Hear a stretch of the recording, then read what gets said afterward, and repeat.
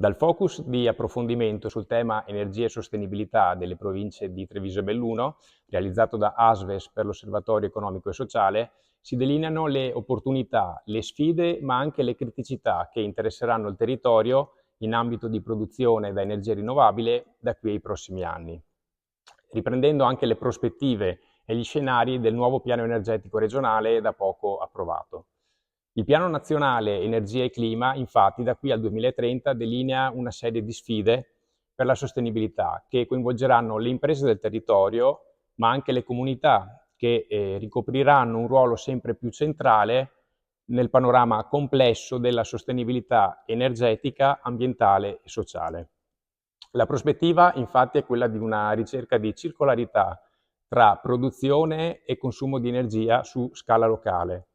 che unirà l'azione di cittadini e imprese generando benefici economici e welfare territoriale grazie alle configurazioni CACER di autoconsumo diffuso. Appare evidente nei prossimi anni la centralità dell'efficienza nell'utilizzo dell'energia elettrica e termica, abbinata ad un forte aumento della capacità di installazione di fonti di energia rinnovabile inserite nel contesto territoriale. Le reti elettriche poi non saranno più le stesse, ci stiamo muovendo verso un modello intelligente, le cosiddette smart grid, capaci di adattarsi, di integrare e di gestire la produzione di energia su scala diffusa. E infine l'idrogeno verde, una sfida tecnologica certamente, ma anche una grande opportunità per completare il percorso verso una transizione energetica nei settori più complessi da decarbonizzare.